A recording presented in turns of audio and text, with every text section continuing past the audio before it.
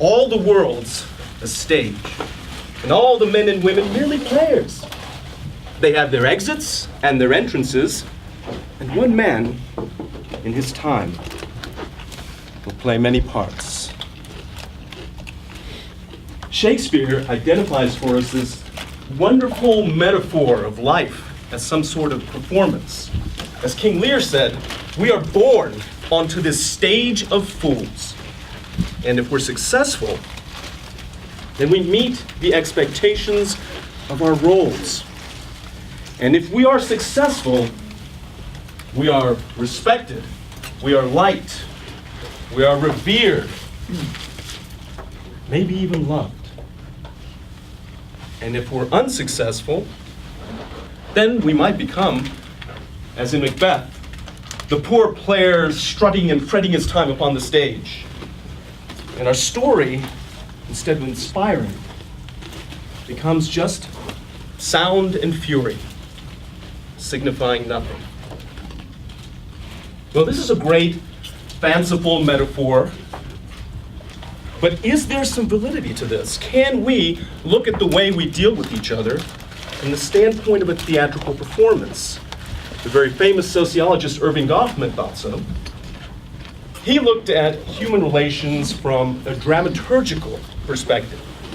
He used very specific images from the theater to help us understand how we communicate with each other. Very simply, he suggests that in every single human interaction, there is a performance. What is the key to that performance? That performance is in some way to create an impression, to manage an impression as to how we are doing in the roles that we are playing, and in some way to affirm for ourselves our place in the social order. It's a kind of a heady concept, right? It's something we don't really want to think about. We want to think that all our relationships have objective reality. You like me because of who I am. But the key is that much of what we do in our interactions is socially constructed. There are rules to the game, and almost everything is a performance. This is a performance. Here's my stage. It's an appropriate stage. If we did this at a bar, it would be a completely different thing. And during this performance, I am managing your impression of me. What is important in managing that impression? Is it the stage? Well, yes, it's the stage. Is it my props? Absolutely. Is it my costume? This is a costume. This is what I think is appropriate to be standing up here and talking to you.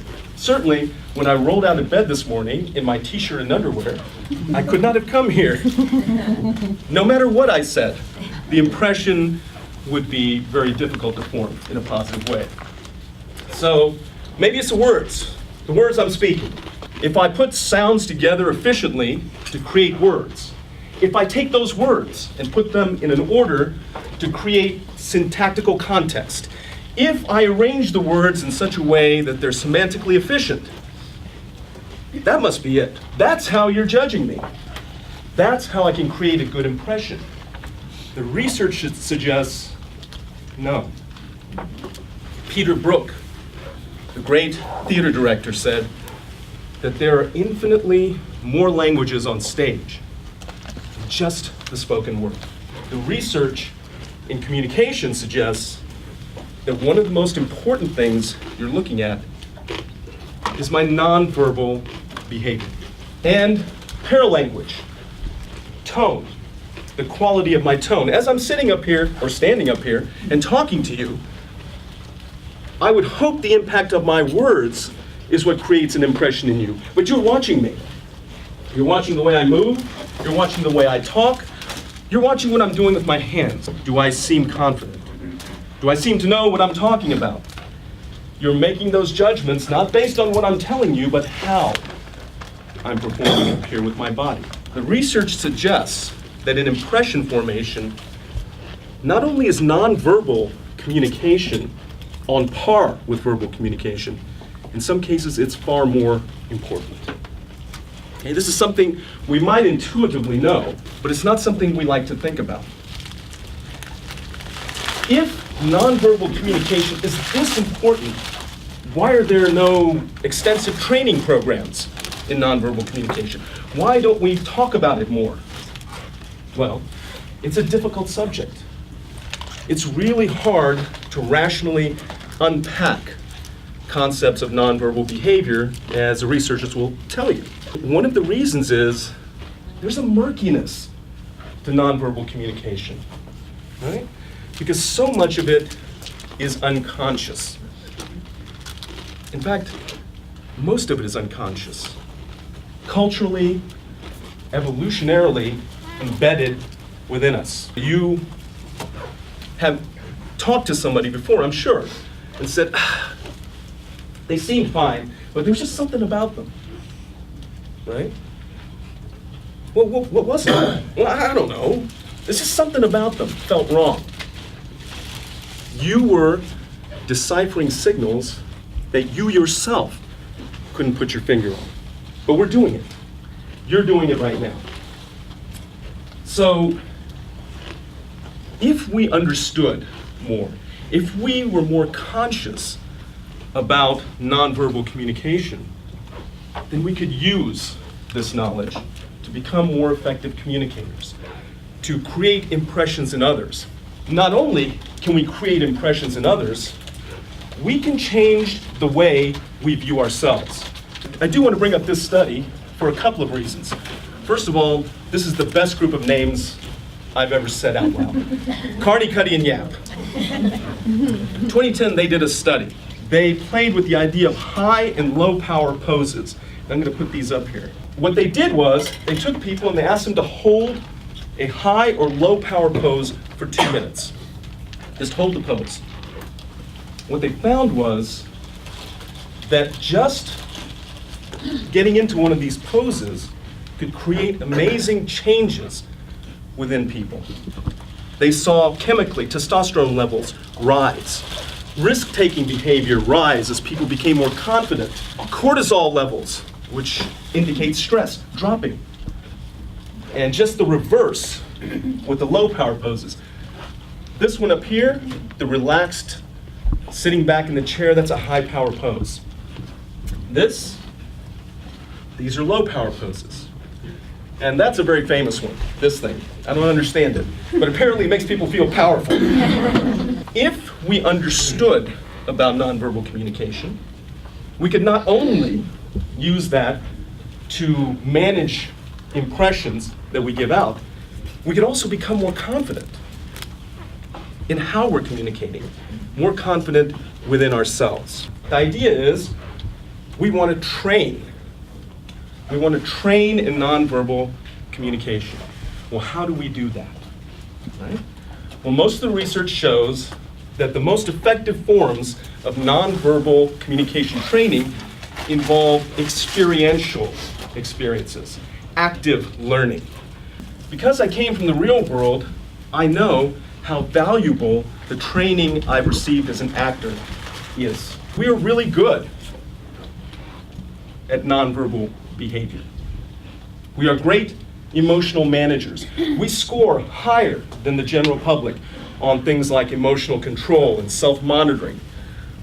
The ability to, let's get to the word manipulate, insert a better word, manipulate our nonverbal behavior to communicate more effectively, to manage impressions.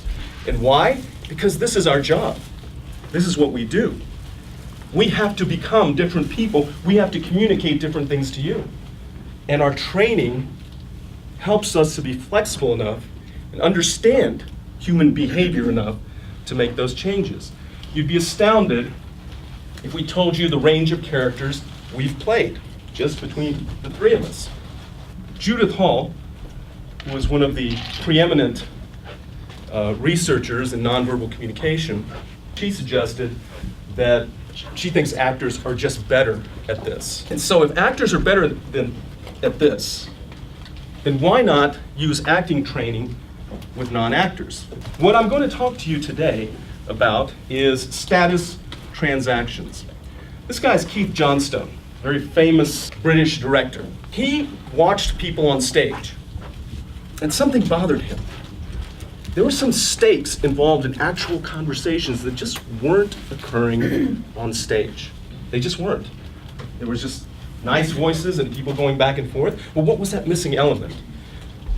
If Goffman says that we're always trying to manage our impressions, Johnstone went to the works of ethologists and zoologists like Desmond Morris, Conrad Lawrence, and suggested that what's missing is a dominance and submission struggle. Every human interaction involves dominance and submission behaviors. In any new interaction, we are feeling each other out.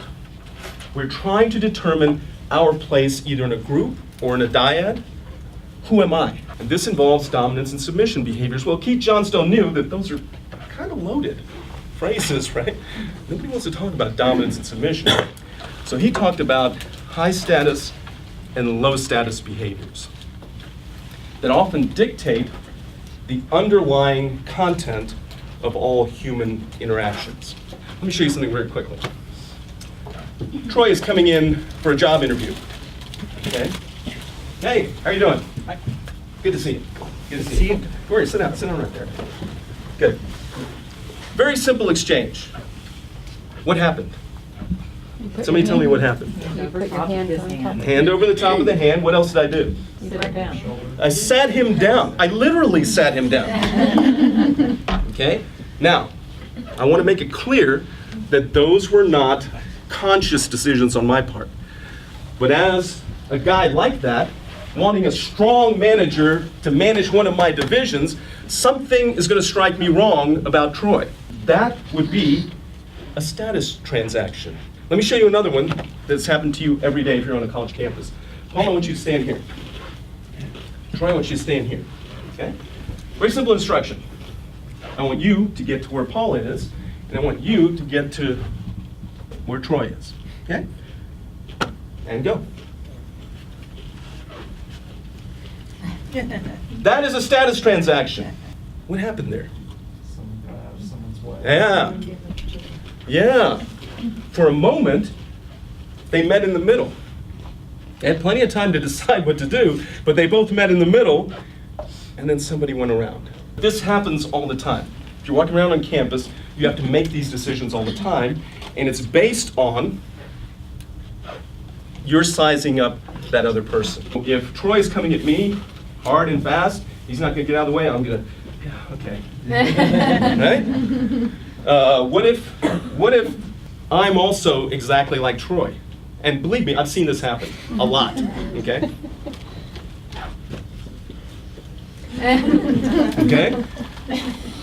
What if neither of us really wants a conflict? Okay, good. So this is a status transaction.